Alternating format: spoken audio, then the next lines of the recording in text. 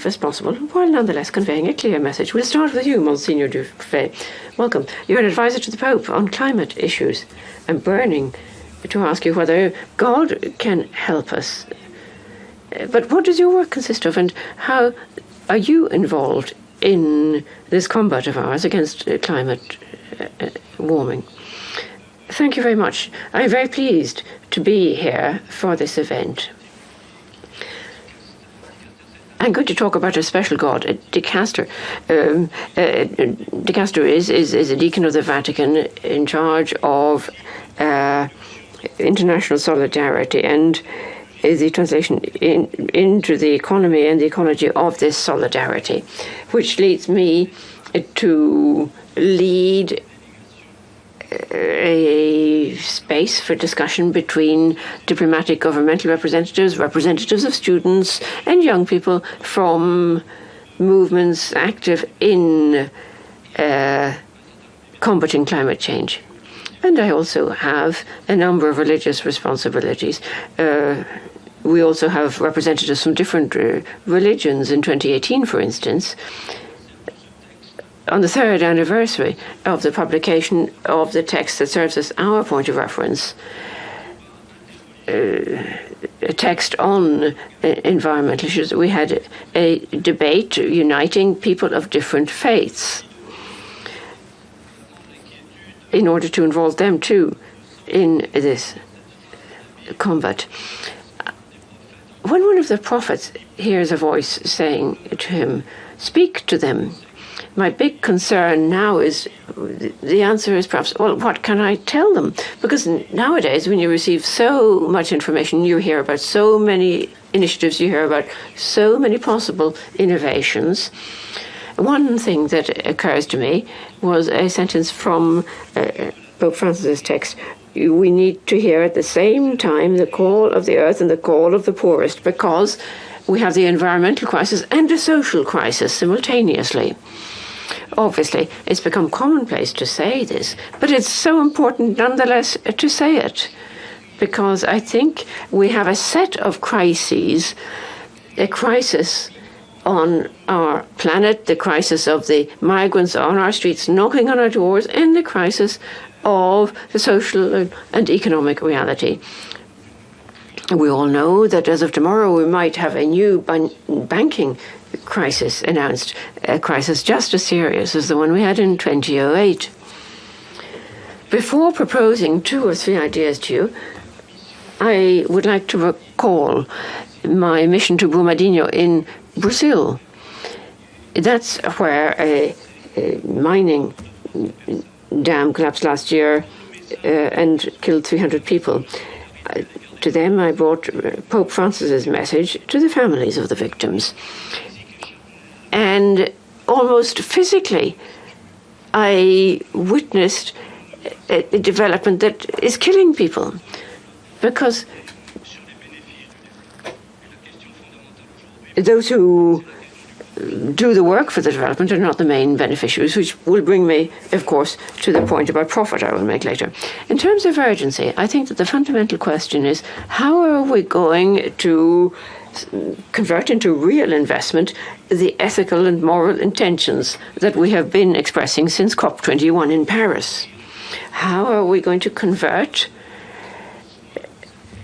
from the moral lesson drawn that we need to take care of our creation of our planet? How are we going to convert that into financial and economic policies?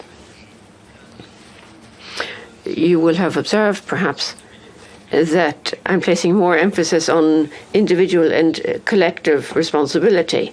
And so I want to make 3 essential points. The first is that there is no greater or more noble project, whatever our convictions, than to protect life and to make the future of life possible on this planet.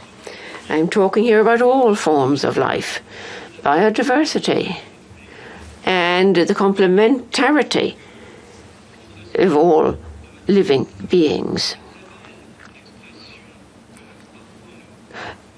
Sometimes we say about someone who's dear to us, I need you. And I would make the same point about our planet and about living beings. So the fundamental question is going to be, how can we effectively convert that complementarity of different living beings into action? We know that the culture of the individual is very self-centered because we're all focused on ourselves.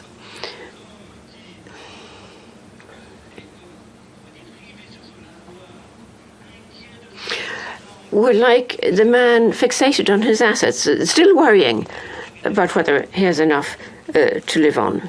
But this complementarity between living beings presupposes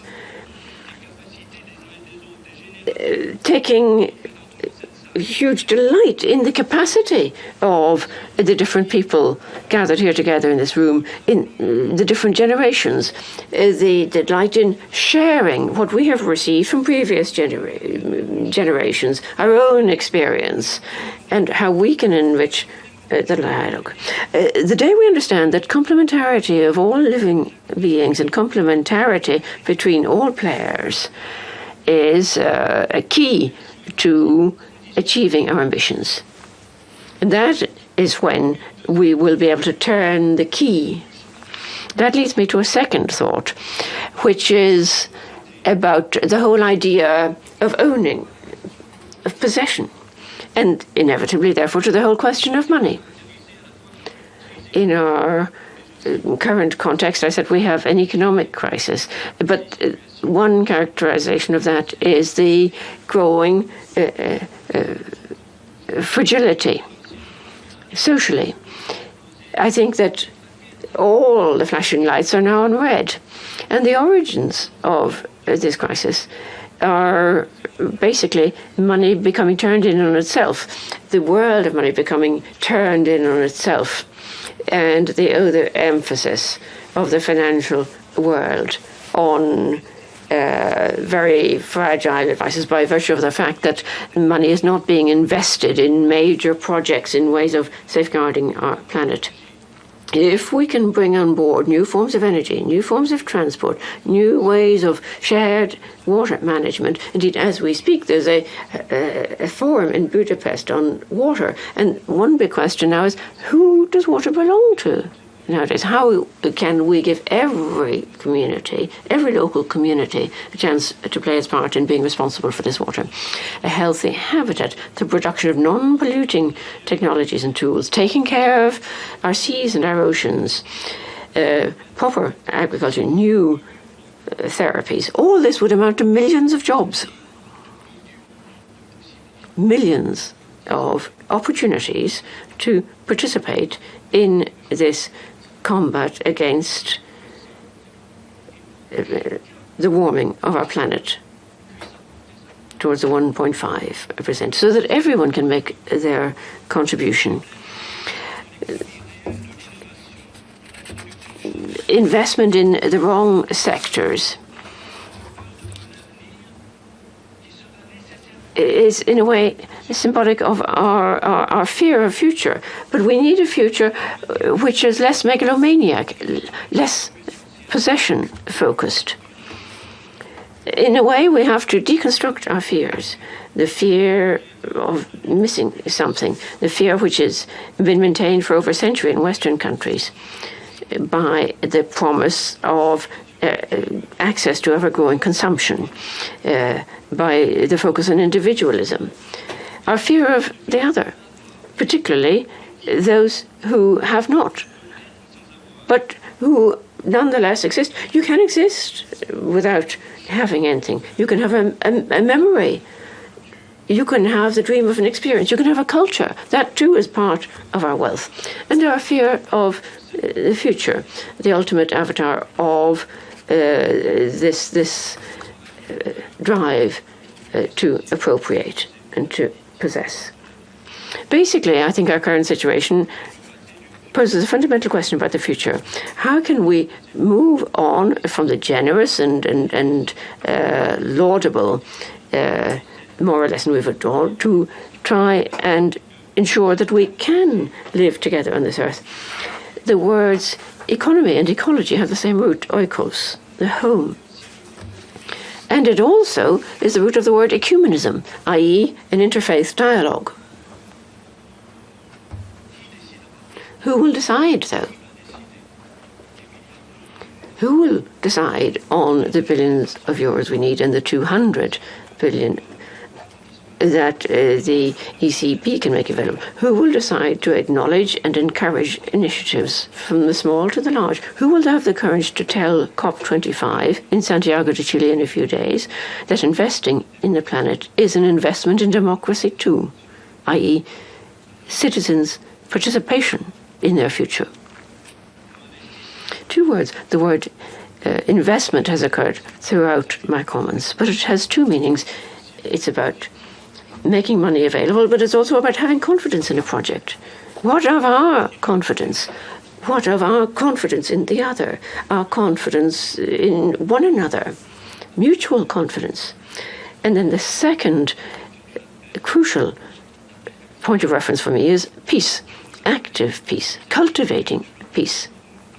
We need to conceive of development in terms other than constant competition. Yes, profit is at the heart of the debate, but who benefits from the unlimited development at present? Is it possible to think in terms of an active peace in which citizens will be genuine players?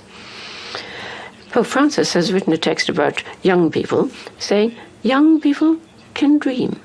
If the older generations still continue to dream, young people can build projects if the older generation share with them what they have learned.